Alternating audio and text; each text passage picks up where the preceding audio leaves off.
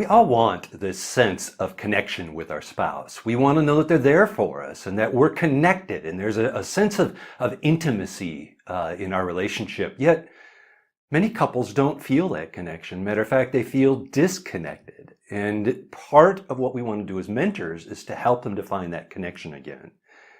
And so we found it helpful to talk about communication. How do you communicate with one another? What do you talk about? What do you say? What will create more connection?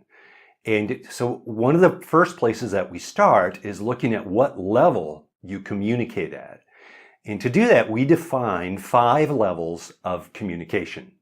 Level 1 is cliche conversation. And we can have this type of communication with a stranger. We can just say, hey, how you doing? And, we don't really expect an honest answer. Or just, what's the weather going to be out like today? Or, what do you got planned for the day? This is just cliche conversation. It's okay, but it doesn't really create a sense of connection. And level 2 is talking about facts.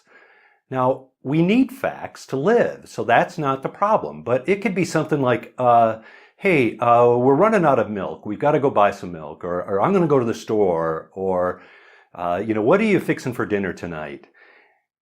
And these levels of communication are fine, but they don't build connection. So level 3 is sharing opinions. And we start to take a risk because now we're saying something that somebody could disagree with us. And it might be something like, I'd prefer just staying home tonight rather than going out with friends. And we're expressing our opinion about something. Level 4 is sharing feelings and needs. And now we're starting to connect because we connect more deeply when we start to share our true feelings and our true needs. So it could be something like, I feel disconnected when we don't talk. Could we talk more? Or, I don't really trust your friends and I don't like it when you go out with them because I'm afraid that they're going to lead you into temptation. But it's expressing our deep feelings and needs. Level 5 is complete truthfulness. These are the things that are deep inside of us and may be very difficult to communicate. But it's like, I need to know that you want me. I need to know that I'm important to you. And I need to know that you care for me. And these could be very deep levels in things that we might not express a lot.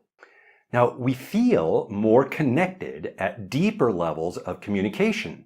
But many couples don't really talk about that. They talk about facts, maybe they talk about some opinions, and they don't really get down into these deeper levels. Yet we all have feelings and we all have needs. And so when they don't get communicated, we risk miscommunication and we risk disconnection. But for many couples, they kind of stay at the fact level, and eventually that turns into the roommate syndrome, where you just feel like you're living with someone, but you're not really feeling that sense of intimacy with them. So tips for mentors. Ask what level they communicate at. Many couples only communicate at the fact level, and they're not really communicating at their emotion level.